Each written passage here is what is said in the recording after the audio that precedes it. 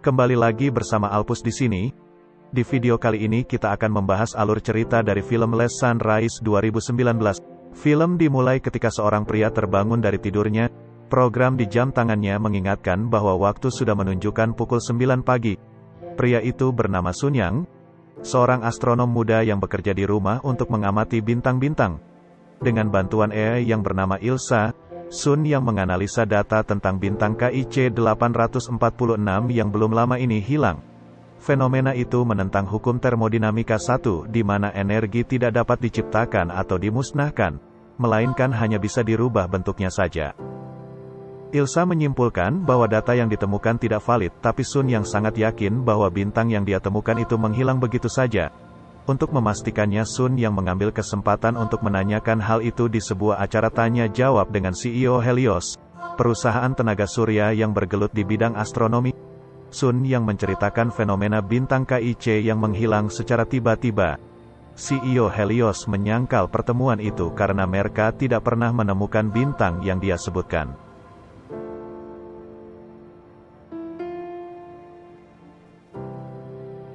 Tidak lama dari itu Sun Yang menemukan kejanggalan saat dia berada di luar apartemen, di mana matahari dan panel surya di sekitar sudah mulai berkedip. Di saat orang lain mengabaikannya, Sun Yang terlihat panik karena dia tahu itu bukanlah sesuatu yang biasa terjadi. Keesokan harinya Sun Yang setelah komputer memberikan notifikasi darurat, Ilsa menjelaskan bahwa cahaya matahari semakin menurun. Dia juga mengabarkan bahwa analisa data tengan bintang KIC 846 bukanlah suatu kebetulan. Dengan cepat Sun Yang berusaha menghubungi CEO Helios yang pernah menyangkal pendapatnya itu. Saat mereka terhubung, CEO menerima kenyataan itu dan dia menyadari bahwa matahari juga akan segera menghilang.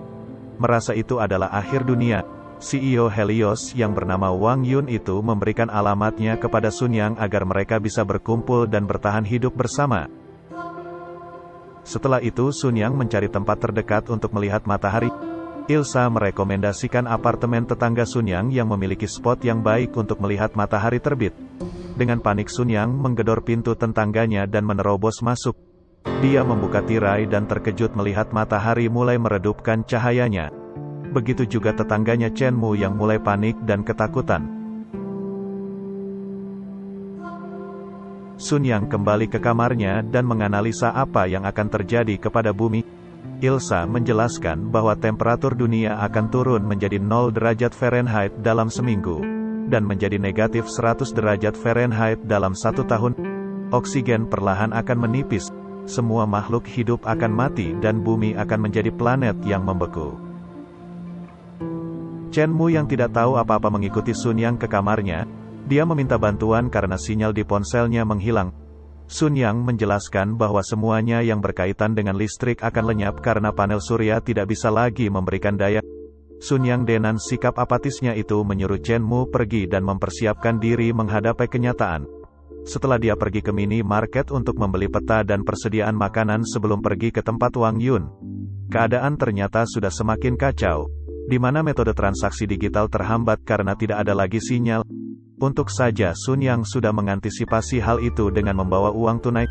Kekacauan yang semakin menjadi membuat orang-orang berubah dan hanya memperdulikan dirinya sendiri. Sun Yang menjadi target perampokan karena dia kedapatan membawa uang tunai saat itu. Sesampainya di apartemen, dia mengobati lukanya dan mengemasi barang yang dia butuhkan. Tidak lama dari itu Chen Mu datang dan terus meminta pertolongan kepada Sun Yang untuk menghubungi keluarganya. Naum apa boleh buat, Sun Yang tidak bisa berbuat apa-apa untuknya. Tidak lama dari itu Chen Mu bercerita bahwa dia punya sebuah mobil, tetapi tidak bisa mengendarinya. Dia mengajak Sun Yang dan segera pergi dari apartemen itu karena di saat yang sama penjarahan terus terjadi di mana-mana. Mereka berdau berlari, berusaha mencapai mobil sebelum para penjara mengejar mereka. Sesampainya di tengah kota, lampu-lampu gedung mulai kehabisan daya dan mati begitu saja. Sun Yang membuka peta yang sebelumnya dia beli mulai merencanakan tujuan mereka selanjutnya. Mereka kesulitan membaca peta karena tidak terbiasa. Untung saja Ilsa bisa menjelaskannya kepada mereka. Chen Mu ingin sekali menemui orang tuanya di daerah barat distrik 2. Tapi sebelum itu mereka harus pergi ke tempat di mana Wang Yun berada. Di perjalanan sikap Chen Mu yang ceria sedikit mengobati suasana walau pada akhirnya Sun Yang tetap saja dingin karena sikap apatisnya itu. Tidak lama dari itu mereka singgah di tempat istirahat karena Chen Mu membutuhkan toilet. Sempat terfikir dalam benak Sun Yang untuk pergi meninggalkan Chen Mu. Namun dia tidak tega melakukan hal itu kepada orang yang sudah membantunya. Sesampainya di rumah Wang Yun, mereka bertemu dengan pasangan yang juga datang berkunjung. Tidak lama dari itu Wang Yun menampakkan dirinya dengan ramah, dia menyambung orang-orang yang berkumpul di rumahnya. Mereka sangat menghormati Wang Yun karena perusahaan dia sudah mengakomodir tenaga surya bagi banyak orang. Saat itu mereka saling bercerita dan minum bersama. Dalam ceritanya, Wang Yun terlihat pasrah dengan keadaan bumi saat itu, walaupun demikian Sun Yang tetap teguh dalam pendirian untuk terus bertahan hidup. Tidak lama dari itu ketika pasangan sebelumnya akan pergi melanjutkan perjalanan, Chen Mu dengan sikapnya yang penuh perhatian memberikan mantelnya karena keadaan di luar sangat dingin. Di tengah malam Ilsa yang kehabisan daya tidak lagi berfungsi. Walaupun hanya sebuah program, Sun Yang merasa sedih mengingat hanya dialah yang sudah menemani hari-harinya selama ini. Untuk saja Chen Mu datang menghiburnya dan mengajaknya untuk melupakan masalah itu. Keesokan harinya Sun Yang meminta Wang Yun untuk menceritakan apa sebenarnya yang terjadi pada matahari. Wang Yun menjelaskan bahwa selama ini dia sudah mengetahui bintang KIC 846 yang menghilang. Dia juga sudah siap untuk mengungkapkan berita itu kepada publik. Namun petinggi Helios lainnya menolak karena menurutnya hal itu mustahil terjadi. Dalam simulasi hologram Wang Yun mendapat informasi tentang matahari yang terus meredup. AI miliknya menjelaskan bahwa sistem sudah memprediksi kedatangan lubang cacing di tengah matahari. Lubang cacing itu menunjukkan kecocokan yang sama dengan lubang cacing yang pernah menelan bintang KIC 846. Namun karena dia tidak memiliki kuasa untuk mengungkapkan berita itu, Wang Yun terpaksa berbohong saat Sun Yang menghubunginya di acara televisi. Sebagai astronom lepas, Sun Yang terkejut karena seharusnya lubang cacing itu tidak pernah ada. Namun apa boleh buat, itulah kenyataan yang terjadi. Wang Yun memberikan sebuah alamat yang berada di distrik 4 karena menurut dia di sana masih ada peluang untuk selamat. Dia juga memberikan jam tangan mekanik miliknya kepada Sun Yang untuk membantunya menghitung waktu. Semua itu Wang Yun lakukan karena Sun Yang memiliki semangat untuk terus bertahan hidup. Setelah bersiap-siap Sun Yang dan Chen Mu melanjutkan kembali perjalanannya dengan cuaca yang semakin dingin. Di perjalanan Chen Mu melihat seseorang yang terluka dan meminta Sun Yang untuk menghentikan mobilnya. Sun Yang tidak menanggapi dan terus melaju. Menurutnya itu akan sia-sia karena mereka tidak punya obat untuk membantunya. Setiba di rumah orang tua Chen Mu, Sun Yang mengungkapkan bahwa dia akan melanjutkan perjalanannya ke suatu tempat. Dia tidak memberitahu Chen Mu tentang distrik 4 yang mempunyai peluang untuk bertahan hidup. Setelah pergi meninggalkannya, Sun Yang memutuskan untuk kembali menemui Chen Mu. Sikap apatisnya kini perlahan menghilang dan lebih memperdulikan orang lain. Sun Yang bertemu kembali dengan Chen Mu yang saat itu sedang sedih.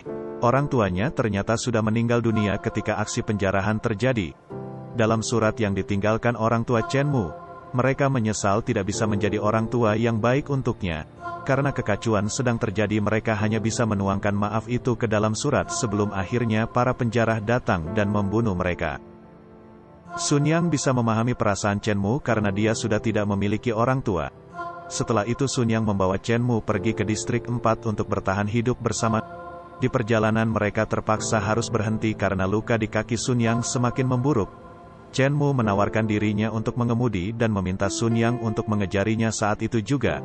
Walaupun sempat ditolak, Chen Mu terus memaksa karena dia tidak tega melihat Sun Yang terus menahan rasa sakitnya saat menyetir.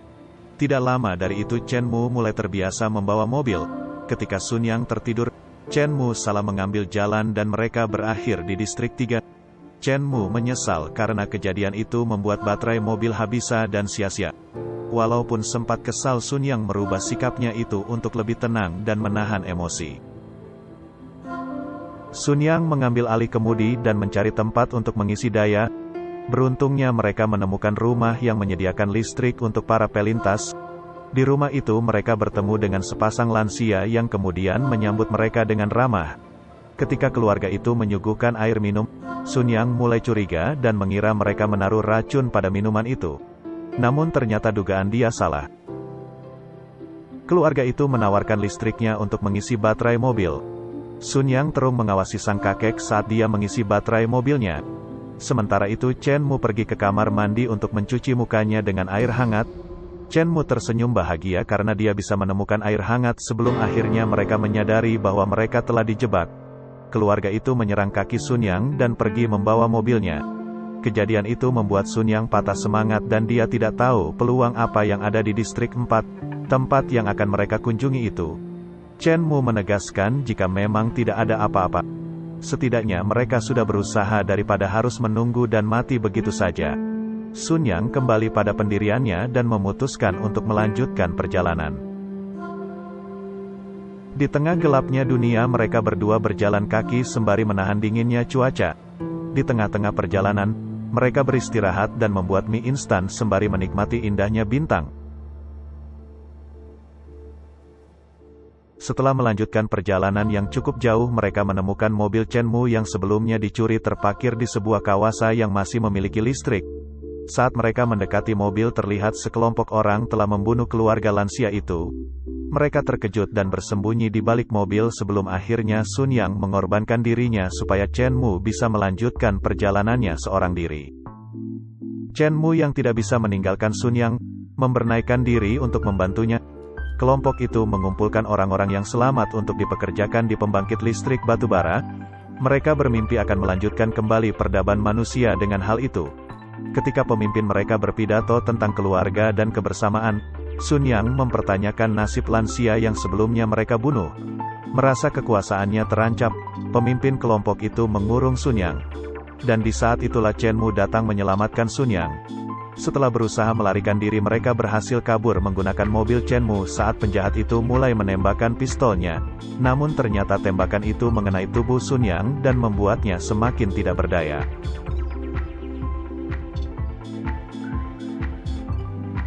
Setelah berusaha di tengah ketidakpastian itu, akhirnya mereka akan segera tiba di distrik 4. Sun Yang terkejut saat dia mencium bau belerang sebelum akhirnya dia mengerti bahwa itu adalah energi panas bumi yang bisa menyokong kehidupan manusia selama miliaran tahun. Setelah menuliskan petunjuk di sebuah papan, mereka melanjutkan kembali perjalanannya. Namun baterai mobil mereka tidak cukup untuk mencapai tempat tersebut. Di saat-saat terakhir mereka hanya bisa mengandalkan tabung oksigen yang tersisa. Mereka berdua sudah siap menerima takdir duduk bersama dan saling bercerita untuk menghabiskan sisa hidup. Cuaca dingin dan oksigen yang menipis membuat mereka perlahan tidak sadarkan diri. Namun untungnya keajaiban masih ada. Sebuah mobil dari kejauhan datang menghampiri mereka. Ternyata mereka adalah sepasang kekasih yang pernah dibantu oleh Chen Mu. Kebaikan sepele yang pernah dia berikan menjadi sesuatu yang sangat berarti. Sepasang kekasih itu memindahkan mereka berdua sebelum melanjutkan perjalanannya ke distrik 4. Film ini berakhir dengan siaran radio yang menjelaskan bahwa pemerintah sedang membangun cagar alam panas bumi. Dan tidak lama lagi mereka akan menyediakan rumah bawah tanah untuk semua orang. Bumi sudah terlepas dari orbitnya dan berkelana melewati luasnya ruang antar bintang. Secara ajaib berdasarkan lintasan saat itu, bumi akan tiba di sistem bintang Alpha Centauri, di mana matahari baru sudah menanti mereka.